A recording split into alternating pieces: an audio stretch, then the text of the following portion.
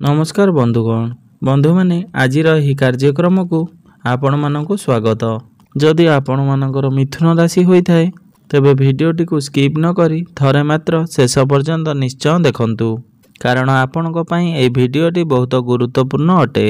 आपणक जीवन में दुख टेंशन काहेकि आसुछि, आपणक सबुबेले आर्थिक समस्या दे काहेकि गति करने को पड़ुछि, आपणकर परिवार रे सुख शांति रहुनाही काहेकि, आपण आशा करुवा कार्य आपण को सफलता मिल पारु नाही काहेकि, तेबे एभली किछि समस्या आपण जीवन में काहेकि हेउछि, आपणकर एमिति केउ सब भूल रही जो भूल पाई आपण को एभली समस्यार सम्मुखीन हेबाकु पड़ुछि, आपण को जीवन में एते दुख काहेकि मिलुछि। तेबे आपणकर एही सबु प्रश्नर उत्तर आजिर एही वीडियो माध्यम रे आपण माने निश्चिंत भाबरे पाइजिबे। तेबे बंधु माने आसंतु आजिर एही वीडियो माध्यम रे ए सब विषय रे आपण मानकु विस्तार भाबरे आलोचना करिवा कि मिथुन राशि व्यक्ति माने काहेकि एते दुख भोग करुछंती। तेबे बंधु माने वीडियोटी रे आगो को बढ़िबा पूर्वरु जदि आपणकर मिथुन राशि होइथाय तो वीडियोटी को लाइक करी चैनल को सब्सक्राइब कर दियंतु एवं कमेंट बॉक्स रे जय श्री जगन्नाथ निश्चय लिखिदेवे। बंधु माने राशि चक्रर 12 गोटी राशि मध्यरु तृतीय राशि हेउची मिथुन राशि एवं मिथुन राशिर अधिपति हेउचंदी बुध एवं मिथुन राशिर नामर प्रथम अक्षर हेउथाय क कि कु घ ड छ ए के हो। आपणकर नामर जदि प्रथम अक्षर ए सब गुड़िक होइथाय आपणकर मिथुन राशि अटे। तेबे सर्वप्रथम आसंतु जानिने बा मिथुन राशिर व्यक्ति विशेष मानकर किपरि होइथांती।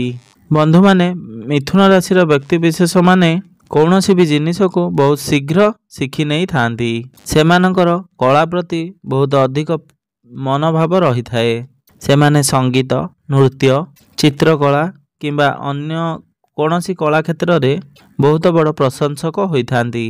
मिथुन राशिर व्यक्ति माने प्रत्येक कार्य को शालीनता सहित करिवार दक्षता रखी कौनसी भी कार्य को यदि सफलतार सहित दृढ़ संकल्प करनियंती तो निश्चिंत भाव से कार्य को सफलतार सहित संपन्न करिथांती।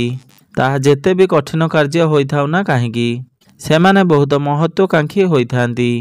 मिथुन राशिर व्यक्ति विशेष मानक मध्यरे 2 रु अधिक कार्य को एका सहित करिवार दक्षता रही थाए।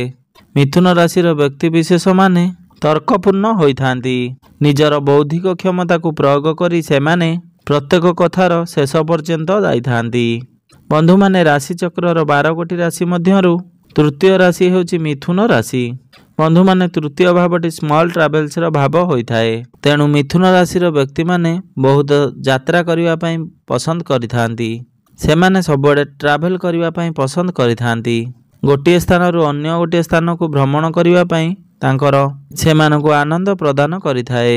मिथुन राशिर व्यक्ति विशेष माने कोनोसी एक निर्दिष्ट नियम रे बांधी होई रहिवा पई पसंद करिनथांती। मिथुन राशिर व्यक्ति विशेष माने बहुत गतिशील एवं ऊर्जावान होइथांती।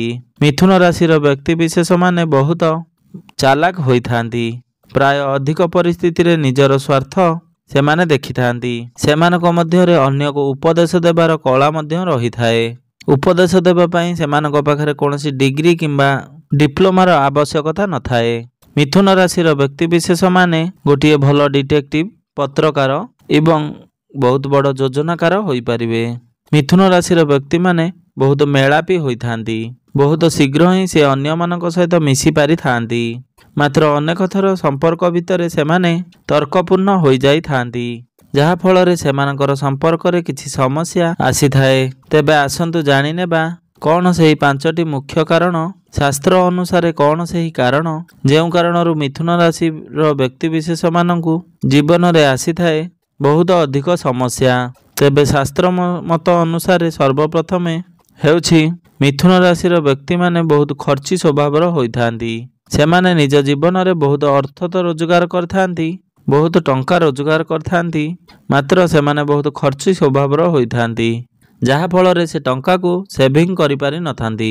एवं जेहेतु आपण टंका को सेविंग करि पारि नथांती तो जदि हठात करी कोनोसी बड़ कार्य आसे ता पई आपणक पाखरे उचित परिमाण रे अर्थ नथाए, जहा फल रे कि आपणको समस्यार सामना करने को पड़ी थाए। मिथुन राशि व्यक्तिविशेष माने बहुत अधिक टंका रोजगार करिथांती। मात्र रोजगार अनुसार खर्च मध्य से हिसाब रे बहुत अधिक करिथांती। तेणु आपण माने निजर खर्चिला स्वभाव को बदलाइबाकू चेष्टा करंतु। आपण अजथा खर्चरू निजको बंचातु। खर्च खूब कम करंतु। जेतिकी आवश्यक अछि आपण सेतिकी खर्च करंतु।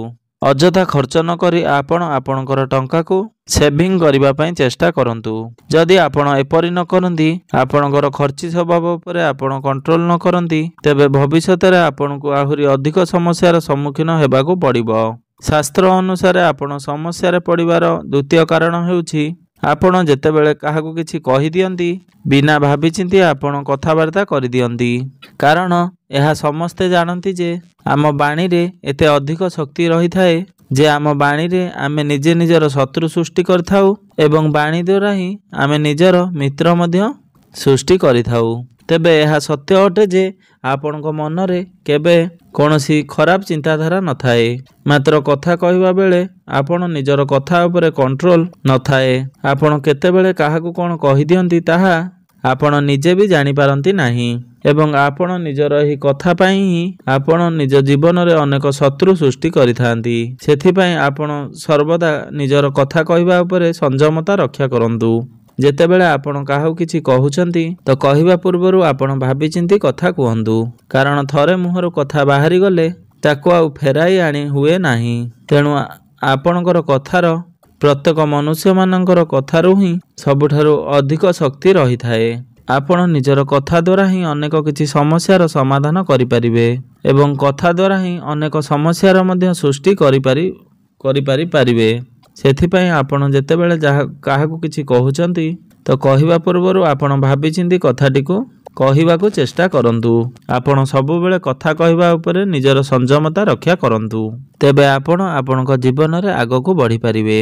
आपणकर तृतीय खराब गुणटी हेउछि आपण आपणकर मौज मस्ती एवं निजर आरामदायक जीवन को निजर दायित्व ठारू अधिक इम्पोर्टेंस देइथांती एवं परिणाम स्वरूप निजर आलस्य एवं मौज मस्ती लागि निजर लक्ष्य भ्रष्ट हो जाई थांती एवं जेतेबेले समय आसे आपणकर से जिनिसटी हाथ छड़ा हो जाई थाए।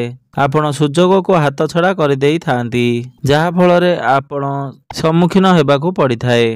बंधु माने मिथुन राशि व्यक्ति विशेष माने बहुत कर्मठ होइथांती। सेमाने निजर काम को बहुत भल भाबरे करिथांती। मात्र सेमानक मध्यरे आलस्य बहुत अधिक परिमाण रे रही थाए। जे आलस्य कारणरू आपण जीवन रे बहुत गुरुत्वपूर्ण काम गुड़िक टाली देई थांती एवं आपणकर एही आलस्य गुण लगी निजर लक्ष्य भ्रष्ट मध्य होइथांती। एवं आपणकर शेष खराब गुणटी हेउछि आपण सर्वदा निजको सर्वश्रेष्ठ बोली मानि थांती जहा फल रे आपण अन्य मानकर कथा को केबे गुरुत्व देई न थांती। निजको समस्तक आगरे सर्वश्रेष्ठ देखाइबा एवं निजको सर्वदा सर्वश्रेष्ठ मानिबा आपणक जीवन रे सर्वदा बड़ भूल होइथाए जहा फल रे आपणको अनेक गुड़िए समस्यार सम्मुखीन हेबाकू पड़ी थाए। बंधु माने पृथ्वी रे मनुष्य एक एमिति गोटे प्राणी अटे जी कि निज उपरे प्रत्येक जिनिस रे कंट्रोल करि पारि थाए। निजर भल मंद से सब किछि जानि पारि थाए जहा कि पशु पक्षी मानक मध्य रे ताहा देई नांती भगवान। तांको मानक मध्य रे विवेक विचार किछि देई न थांती जहा कि आम मानक भितरे रहिछि। मनुष्य निजर कर्म उपरे कंट्रोल करि परिबो। तेणु आमे मध्य आमर निजर कार्य उपरे भावना उपरे कंट्रोल करि परिबा। आम भितरे जहा भी सब अवगुण रहिछि आमे निहाती भाबरे ताकू जदि चेष्टा करिबा तो आम भितरु काढ़ी पारिबा। कारण गीतारे श्रीकृष्ण कहिसंती जे मनुष्य निजर कर्म आधार रे निजर कुंडली को मध्य बदलाई देई पारिबो। सेपरि आपण जदि चेष्टा करिवे तो निहाती भाबरे आपणको भितरे जहा सब खराब गुण अछि ताकू आपण बाहर कर देई पारिबे एवं आपणको भितरे जहा सब भलो गुण अछि ताकू आपण अधिक विकसित करि पारिबे। आपण माने जानती आम कर्म आधार ही भविष्यत निर्णय होई थाए। तो आमे जेउ भली भाबरे कर्म करिबा आमर भविष्यत सेई भली भाबरे गठन हेबो। बंधु माने सृष्टि रे एमिति कोनोसी प्राणी नाही जे कि संपूर्ण भाबरे परिपूर्ण अटे। समस्तक मध्य रे किछि ना किछि निश्चित भाबरे कमी रहिछि। बंधु माने आपण माने जानती आम समस्तक मध्य रे समस्तको ईश्वर एक स्वतंत्र शक्ति प्रदान करिसंती। तो आमे समस्ते सेई स्वतंत्र शक्ति को चिन्हिबा पई चिन्हिबा उचित जहा द्वारा आमे सेई शक्ति अन्य मानकर कार्य रे आसी परिबा। ଅନ୍ୟମାନଙ୍କୁ ସାହାଯ୍ୟ ମଧ୍ୟ କରିପାରିବା। ଆମେ ମନୁଷ୍ୟ ଜନ୍ମ ପାଇଛେ ଅନ୍ୟର ଉପକାର କରିବା ପାଇଁ, ନିଜକୁ ଭଲରେ ରଖିବା ସହିତ ଅନ୍ୟମାନଙ୍କୁ ମଧ୍ୟ ଖୁସିରେ ରଖିବା ପାଇଁ। କିନ୍ତୁ ଆମେ ନିଜେ ଖୁସିରେ ରହି ଅନ୍ୟମାନଙ୍କୁ ଦୁଃଖ ଦେବାର ଆମର କୌଣସି ବି ଅଧିକାର ନାହିଁ।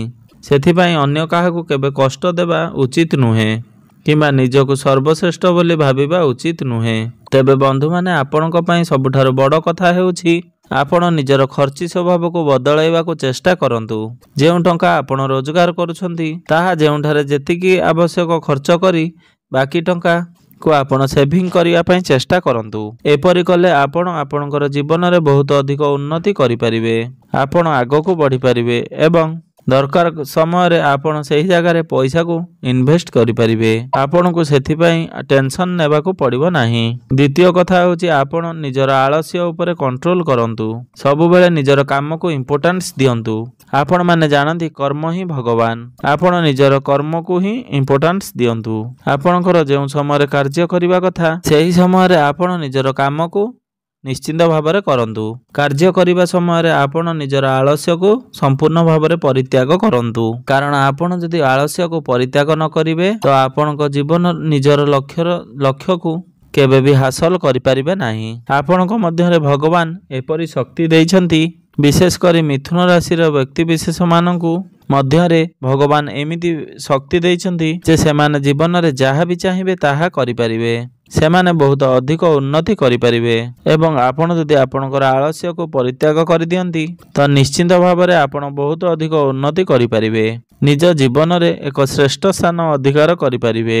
ତେବେ ବନ୍ଧୁମାନେ, ଆପଣଙ୍କର ବି ଯଦି ମିଥୁନ ରାଶି ହୋଇଥାଏ ଏବଂ ଆପଣ ନିଜ ଭିତରେ ଯଦି ଏହିପରି କିଛି ଅବଗୁଣ ଦେଖୁଛନ୍ତି ତେବେ ନିଶ୍ଚିନ୍ତ ଭାବରେ ଆପଣ ସେହି ଅବଗୁଣ ଗୁଡ଼ିକୁ ନିଜ ଭିତରୁ ବାହାର କରି ଦିଅନ୍ତୁ।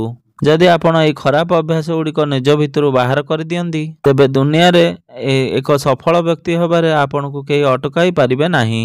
ଆପଣ ଜୀବନରେ ବହୁତ ଅଧିକ ଉନ୍ନତି କରିପାରିବେ, ବହୁତ ଅଧିକ ସଫଳତା ହାସଲ କରିପାରିବେ। ତେବେ ବନ୍ଧୁମାନେ, ମୋର ଏହି ଭିଡ଼ିଓଟି ଯଦି ଆପଣମାନଙ୍କୁ ଭଲ ଲାଗିଥାଏ ତେବେ ଭିଡ଼ିଓଟିକୁ ଗୋଟେ ଲାଇକ୍ କରି ଚ୍ୟାନେଲଟିକୁ ସବସ୍କ୍ରାଇବ୍ କରିଦେବେ ଏବଂ କମେଣ୍ଟ ବକ୍ସରେ ଭକ୍ତି ଏବଂ ଶ୍ରଦ୍ଧାର ସହିତ ଜୟ ଶ୍ରୀ ଜଗନ୍ନାଥ ଅବଶ୍ୟ ଲେଖିଦେବେ।